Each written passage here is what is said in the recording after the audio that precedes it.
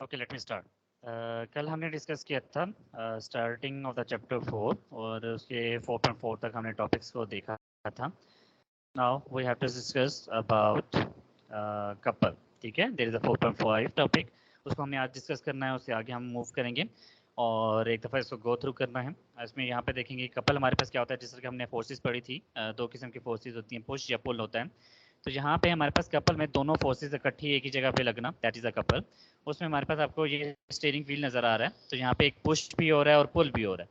Pushing और pulling एक at a time हो रही है, तो इसका मतलब क्या हुआ, वहाँ पे दो फोर्सेस लग रही हैं एक ही बॉडी पे with same line of action. ठीक है, उसमें उस लाइन ऑफ एक्शन की वो फोर्सेस लग रही है। तो एफ एफ दो दफा हमने लिखा और you have to consider the centre point. ठीक है, सेंटर पॉइंट को मैं ओ कह देता हूँ, एक पॉइंट को मैं ए कहता हूँ और दूसरे पॉइंट को बी कहता हूँ। तो ओ से लेके ए का डिस्टेंस और ओ से लेके बी का डिस्टेंस, क्योंकि ये ओ हमारे पास रोटेशन यहीं पे होती है, तो इसलिए ओ ए और ओ बी हमने यहाँ पे लिख दिया।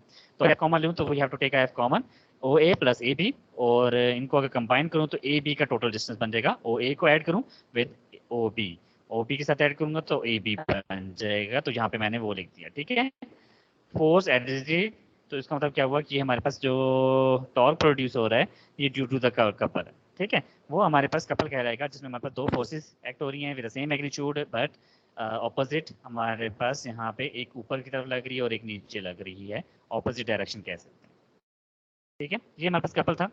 उसके बाद हमारा टॉपिक स्टार्ट होता है सेंटर ऑफ मैस 4.6।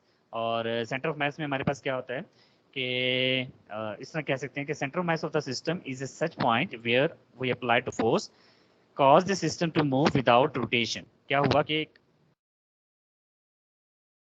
जी जैनब, वालेकुम सलाम, लेट होगी। जी सर, लेट हो गई। ओके, तो अभी मैं डिस्कस कर रहा था about the centre of mess. ठीक है, तो सेंटर ऑफ मैस में हम डिस्कस कर रहे थे कि कोई भी ऐसा ऑब्जेक्ट जिसको मैं फोर्स लगाता हूँ, ठीक है, उसके ऐसे पॉइंट पे फोर्स लगाता हूँ। ऑब्जेक्ट आपके पास सामने पड़ा हुआ है, उस ऑब्जेक्ट पे आप इस जगह पे फोर्स लगाते हैं, ठीक है, ताकि वो रोटेट नहीं करे, वो स्लाइड करे, ठीक है, वो मूव करे। इस तरह नहीं है कि अगर मैं ऊपर से फोर्स लगाऊंगा तो ऑब्वियसली बात है ये नीचे गिर जाएगा। मैं क्या करूंगा, ऐसी जगह पे फोर्स लगाऊंगा ताकि ये आगे की तरफ मूव करे, ना कि रोटेट करना स्टार्ट हो जाए। ठीक है, जिस तरह यहाँ पे एक एग्जांपल दी गई है, एक हमारे पास दो बॉल्स अटैच की गई हैं। हमें क्या करना है, इसको ऐसी जगह फोर्स लगाना है ताकि ये स्लाइड करे, रोटेट ना करना स्टार्ट हो जाए। ठीक है, उसे हम सेंटर ऑफ मैस कहते हैं। क्लियर?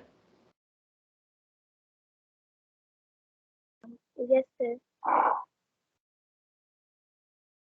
नेक्स्ट यहाँ पे सेंटर ऑफ ग्रेविटी आता है। जिस तरह सेंटर ऑफ मैस हमने डिस्कस किया, तो सेंटर ऑफ ग्रेविटी क्या होता है कि हमारे पास जितना भी वेट, सपोज कोई भी इरेगुलर शेप बॉडी है, जितना भी वेट होगा वो एक पॉइंट पे एक्ट करेगा, उसे हम कहते हैं सेंटर ऑफ ग्रेविटी।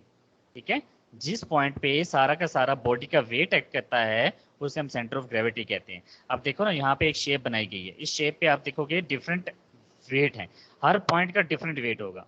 कोई कम वेट का है, कोई ज़्यादा वेट है, ऐसे आपको डिफरेंट एरो शो हो रहे हैं, तो हर पॉइंट पे डिफरेंट वेट होगा। तो ये जो रेड लाइन है ना, तो इस रेड लाइन का मतलब क्या हुआ कि जितने भी इन ब्लैक एरोज आपको शो हो रहे हैं, ये सारे के सारे अगर कंबाइन कर दिए जाएं, उसका वेट इस सेंटर पे एक्ट कर रहा है, उसको हम कहते हैं सेंटर ऑफ ग्रेविटी। ठीक है, अगर मैं इस पॉइंट पे बैलेंस करना स्टार्ट कर दूं इस मैस को, तो वो बैलेंस इजीली हो जाएगा। जिस तरह फुटबॉल को आप बैलेंस करते हो या किसी कॉपी को बैलेंस करते हो, तो वो बैलेंस कहाँ पे करते हो, सेंटर ऑफ ग्रेविटी पे, ताकि सारा का सारा जहाँ पे वेट ऐड कर रहा है वहाँ पे आप उस पॉइंट पे उसको बैलेंस करेंगे तो वो बैलेंस हो जाएगा इजीली। क्लियर? Yes sir. ये हमारे पास क्या था, जिसमें हमारे पास सेंटर ऑफ ग्रेविटी एक्ट करती है और हमारे पास वो जितना भी वेट वहाँ पे एक्ट करेगा वो डाउनवर्ड की तरफ होगा, और उस पॉइंट को बैलेंस भी हम कह सकते हैं। उसके बाद हमारा टॉपिक है डेट इज द 4.7 इक्विलिब्रियम। ठीक है, वेक्टर एंड इक्विलिब्रियम चैप्टर का नाम था। तो वेक्टर हमने पढ़ लिया, ठीक है, उसकी हमने देख ली चीज़ें। उसके बाद हमने आप देखना है इक्विलिब्रियम, सेकंड टॉपिक। इक्विलिब्रियम में हमारे पास क्या होता है कि जिस तरह आपने सी सॉ वाली बेस्ट एग्जांपल होती है। सी सॉ आपने देखा होगा, उसको मतलब उसको एंजॉय भी किया होगा। तो एक साइड पे वेट होता है, दूसरी साइड पे वेट होता है। तो अगर दोनों साइड पे बैलेंस वेट होता है तो वो जो सीसा है वो बिल्कुल सेंटर में रहेगा। लेकिन अगर एक साइड का बैलेंस खराब हो जाए या एक साइड पे ज़्यादा मैस है तो दूसरी साइड पे क्या होगा, कम होगा, तो उसका मतलब दूसरी साइड ऊपर हो जाएगी, ये वाली साइड नीचे आ जाएगी, तो अनबैलेंस हो जाएगा। तो इक्विलिब्रियम वो पॉइंट है जिसमें ये बिल्कुल बैलेंस्ड रहता है, इन अ बैलेंस पोजीशन। या एक और पॉइंट कह सकते हैं कि अगर एक ऑब्जेक्ट पड़ा हुआ है किसी जगह पे और उस पर मैं फोर्स ही नहीं लगाता, वो उसी जगह पे ही रिमेन रहेगा, तो उसे भी हम इक्विलिब्रियम कहते हैं। ठीक है, तो यहाँ पे कंडीशंस आ रही हैं। कंडीशन, पहली कंडीशन और दूसरी कंडीशन हम कहते हैं first condition of equilibrium, second condition of equilibrium.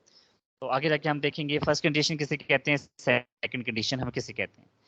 हमने फर्स्ट कंडीशन में फोर्सेस की बात करनी है। ठीक है, और फोर्सेस हमारे पास क्या है, अगर हमारे पास मैं एक ज़मीन के ऊपर खड़ा हूँ और स्टैंडिंग पोजीशन में हूँ, तो मैं ज़मीन पे एक फोर्स लगा रहा हूँ जिसे हम वेट कहते हैं। ठीक है, जिसमें ये एक पर्सन स्टैंडिंग है ऑन द ग्राउंड, तो वो वेट नीचे की तरफ लगा रहा है और ज़मीन ऊपर की तरफ फोर्स लगा रहा है। तो उसका मतलब क्या हुआ, वो एक दूसरे को कैंसिल कर देंगे। तो जितना मैं फोर्स ज़मीन पे लगा रहा हूँ उतना ही फोर्स ज़मीन मुझ पे लगा रहा है, तो उसका मतलब क्या हुआ, net force is equal to zero. तो नेट फोर्स वहां पे जीरो हो चुका होता है। तो उस कंडीशन को हम कहते हैं फर्स्ट कंडीशन, जिसमें फोर्सेज हम देख रहे होते हैं। इसी तरह ये सीसा वाली एग्जांपल है, तो सीसा वाले एग्जांपल में भी सेम है, ये वेट नीचे लग रहा है W1, यहाँ पे वेट W2 नीचे लग रहा है। तो सीसा ने उसे विद दिस फोर्स, ठीक है, सेंटर की फोर्स से उसे इक्विलिब्रियम में सेंटर में रखा हुआ है। Okay, sir. अब यहाँ पे हम बात करते हैं, जिस तरह हमने बात की थी ना कि एक फोर्स होता है, उसको हम दो कंपोनेंट में डिवाइड करते हैं, एक एफ एक्स होता है, एक एफ वाई होता है। तो उसी तरह अगर मैं बात करूँ, बहुत सारे फोर्सेस हैं, उन सबको मैं डिवाइड कर लूँ तो एक उसके एक्स कंपोनेंट्स होंगे, उन सबको ऐड कर दिया जाए तब भी आंसर जीरो आना चाहिए। ठीक है, बेशक उनके एक्स कंपोनेंट को ऐड कर लूँ, उन सबको सम करने के बाद आंसर जीरो आएगा। वो इसका मतलब क्या हुआ कि वो फर्स्ट कंडीशन को फॉलो कर रहा है। इसी तरह अगर मैं बात करूँ उसके सारे वाई कंपोनेंट को डील करूँ, तो वाई कंपोनेंट जितने भी वर्टिकल कंपोनेंट्स होंगे उन सबको ऐड करूँ तब भी आंसर जीरो आए, तब भी वो फर्स्ट कंडीशन होगा। तो इसी तरह हम इसको कंबाइन फॉर्म में लिख दिया, summation of F X equal to zero, summation of F Y equal to zero. ठीक है, इसी तरह अगर मैं सब फोर्सेस को ऐड कर दूं, सपोज एक पॉइंट है, एक बॉडी है, एक तरफ से आप डोर को ओपन कर रहे हैं और दूसरी तरफ से डोर को क्लोज हो रहा है, तो क्या वो डोर ओपन होगा या क्लोज होगा?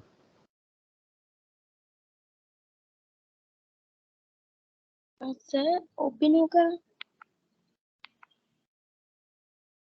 मैं बात कर रहा हूँ कि हमारे पास एक दो स्टूडेंट्स हैं, एक डोर के एक साइड पे खड़ा है और दूसरा डोर के दूसरी साइड पे खड़ा है। ठीक है, दोनों तरफ से हम फोर्स लगा रहे हैं, तब डोर क्या होगा,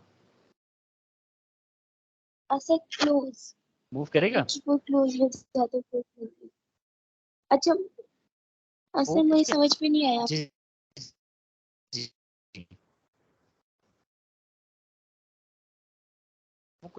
क्यों करिए, एक एक पर्सन उसे ओपन करने की कोशिश कर रहा है और दूसरा पर्सन उसे क्लोज करने की कोशिश कर रहा है, दोनों एट टाइम कर रहे हैं एक ही टाइम पे, तो वो ओपन होगा ना वो क्लोज होगा। तो इसका मतलब क्या हुआ, वो इक्विलिब्रियम में आ गया, वो मूव ही नहीं कर रहा। तो दैट मीन कि यस हमारे पास दोनों फोर्सेस इक्वल हो गए। क्लियर हो गया ये पॉइंट? Yes sir. दोनों फोर्सेस ने कैंसिल कर दिया इफेक्ट, उसे हम कहते हैं first condition of equilibrium. Okay sir.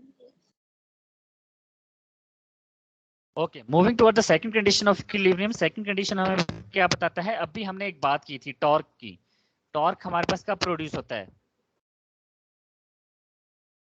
Torque हमारे पास तब प्रोड्यूस होता है जब हमारे पास फोर्स लगती है और बॉडी रोटेट करता है। जब बॉडी रोटेट ही ना करे, मूव ही ना करे, ठीक है, तो रोटेशन जब यहाँ पे होगी वहां पे सेकंड कंडीशन आ जाती है। इस तरह क्या हुआ कि अगर मैं बात करूं क्लॉकवाइज की और एंटी क्लॉकवाइज की, क्लॉकवाइज और एंटी क्लॉकवाइज अगर इक्वल आ जाते हैं तो हमारे पास टॉर्क वहां पे कंडीशन जो सेकंड कंडीशन है वो है। ठीक है, clockwise torque equal to anti clockwise torque आ जाए तो दोनों टॉर्क है, तो वहां पे सेकंड कंडीशन को हम वैलिड कहते हैं, वेरीफाई हो जाता है। अब ये एग्जांपल किस तरह दूं, जिस तरह ये डोर वाले एग्जांपल भी आप लिख सकते हैं।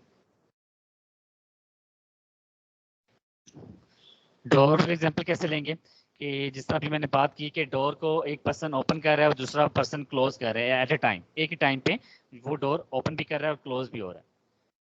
ठीक है, तो वो ना तो रोटेट होगा ओपन के लिए, ना तो वो रोटेट होगा क्लोज के लिए, मतलब क्लोज के लिए।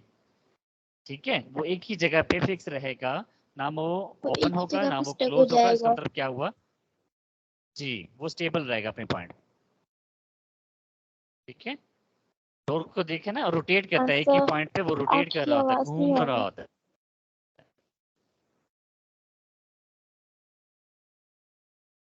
जी, अब भी देखें, आवाज आ रही है मेरी?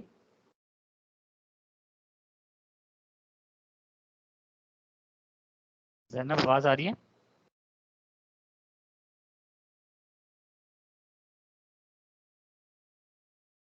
आई थिंक सो जैनब, आपकी तरफ इंटरनेट का इशू होगा।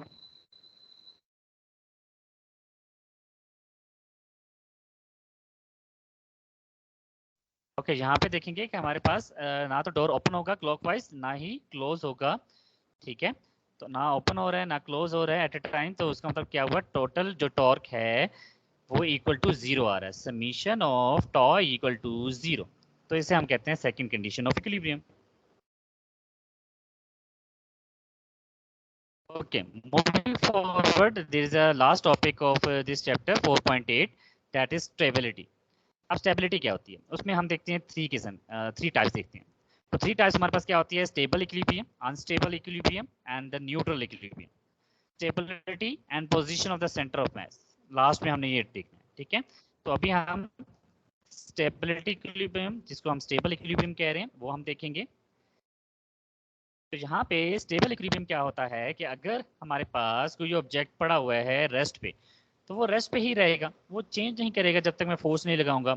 अगर मैंने उसको फोर्स पे लगा दी, जिस तरह यहाँ पे ऑब्जेक्ट पे मैंने अगर फोर्स लगाई और वो मूव कर जाता है थोड़ा सा, वो और वापस आ जाता है अपनी पोजीशन पे, जहाँ से वो मूव किया उसी पोजीशन पे वापस आ जाए, उसे हम क्या कहते हैं, स्टेबल इक्विलिब्रियम। दोबारा बता रहा हूँ कि a body is said to be stable equilibrium if after a slight tilt it return to its previous position। थोड़ा सा उसे मैं टर्न करता हूँ, टिल्ट करता हूँ, और वो अपनी पोजीशन पे वापस आ जाता है, उसे हम स्टेबल इक्विलिब्रियम कहते हैं। When stable equilibrium its centre of gravity is eight lowest position. जब हम कहते हैं बॉडी स्टेबल इक्विलिब्रियम में है, तो उसका जो सेंटर ऑफ ग्रेविटी है वो लोअर टू अर्थ होता है। ठीक है, इसी तरह अगर मैं पेंसिल को रखूं, तो पेंसिल को स्ट्रेट रखता हूं, खड़ा करता हूं, तो वो एक जगह पे स्टेबल नहीं होती, वो गिर जाएगी। ठीक है, वो मूव करेगी, या तो लेफ्ट हो जाएगी या तो राइट हो जाएगी, तो इसका मतलब वो स्टेबल नहीं है। लेकिन अगर मैं इसी फोटो फ्रेम को बात करूं, तो फोटो फ्रेम में हमारे पास अगर मैं इस पर फोर्स लगाता हूं, दोनों साइड से किसी साइड पे फोर्स लगाऊंगा, तो वो फोटो फ्रेम अपनी जगह पे वापस आ जाएगा। तो इसका मतलब क्या हुआ, फोटो फ्रेम इज स्टेबल और पेंसिल जो है वो अनस्टेबल होगी।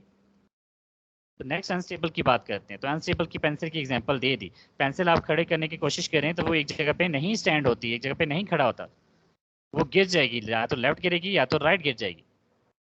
तो इसका मतलब क्या होगा, if a body does not return to its previous position when set free, जब उसे मैं छोड़ देता हूँ, आजाद छोड़ देता हूँ, स्लाइटेस्ट टिल्ट के बाद, थोड़ा सा उसको टिल्ट भी कर दूं तब भी वो गिर जाए, तो इसका मतलब क्या हुआ, वो अनस्टेबल है। ठीक है, तो ये एग्जांपल भी इसकी दी गई है। इसी तरह यहाँ पे पेंसिल की एग्जांपल और फ्रेम की एग्जांपल दोबारा दी गई है। फ्रेम जो है वो स्टेबल है, और जो पेंसिल है इट इज अनस्टेबल। ये क्लियर होना चाहिए। Yes sir. नेक्स्ट हमारे पास पॉइंट होता है जिसे हम कहते हैं न्यूट्रल इक्विलिब्रियम। तो न्यूट्रल इक्विलिब्रियम हमारे पास क्या कहता है, जब हमारे पास कोई भी बॉडी पोजीशन चेंज कर ले, अपनी एक जगह से दूसरी जगह चेंज हो जाए, ठीक है, लेकिन फिर भी वो स्टेबल रहे। जिसने ये बॉल है, इसको बेशक जिस तरह भी रोटेट पोजीशन पे आके फिर भी स्टेबल है। ठीक है, गिरी नहीं है ये चीज। तो जब वो चीज अपनी पोजीशन चेंज कर ले, लेकिन वो अपना मतलब बेसिकली अपनी कंडीशन को चेंज ना करे, ठीक है, वो सेम अपनी कंडीशन पे रहे, तो उसे हम बेसिकली क्या कहते हैं, न्यूट्रल इक्विलिब्रियम। मोस्टली ये बॉल्स होती हैं जो कि उससे रोटेट तो हो जाती हैं, एक जगह से दूसरी जगह मूव कर जाती हैं, लेकिन वो बेसिकली न्यूट्रल इक्विलिब्रियम में रहती हैं। ठीक है, उसकी सारी डायरेक्शन एक जैसी होती है, इस वजह से हम इसे न्यूट्रल इक्विलिब्रियम कहते हैं। if a body remain in a state of new position when it disturb from its previous position. अगर मैं previous position से disturb करता हूँ और new position पे आता है और वो अपनी new position पे ही रहता है, remain रहता है, तो उसे हम न्यूट्रल इक्विलिब्रियम कहते हैं. ये पॉल की एग्जांपल यहाँ पे दी. क्लियर?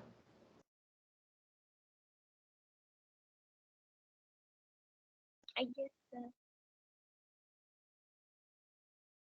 ये था हमारे पास न्यूट्रल इक्विलिब्रियम. अच्छा, इसके बाद हमारे पास आ जाता है last one, that is a stability and position of centre of मास.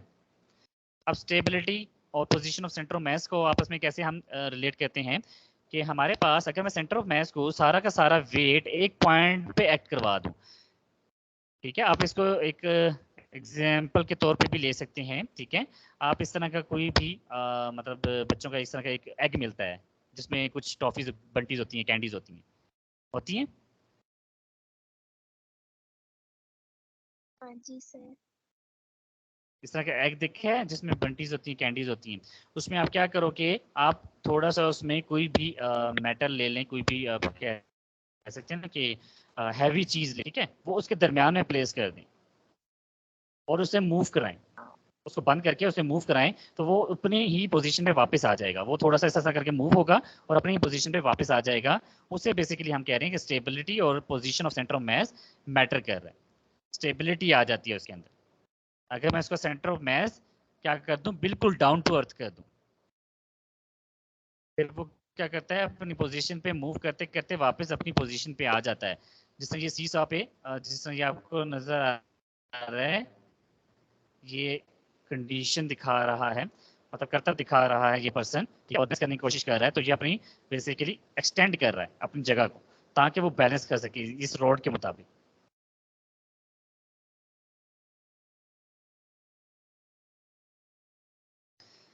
ठीक है, इसी तरह एक टॉय भी मिलता है. ये पैरेट टाइप का टॉय होता है जो कि अपनी ही पोजीशन पे मूव करता रहता है, स्टेबल रहता है. इसी तरह कार्स के अंदर रखने के लिए भी एक हमारे पास स्प्रिंग की तरह का यहाँ पे एक स्प्रिंग बना होता है, उसके ऊपर एक कार्टून बना होता है, जोकर बना होता है. तो वो बेसिकली हिलता रहता है बार बार. तो वो उसका मतलब क्या हुआ, वो स्प्रिंग की मदद से स्टेबल किया जा रहा है उसको. ये वो बता रहे हैं कि centre of mass basically important चीज़ है किसी भी चीज़ को बैलेंस करने के लिए.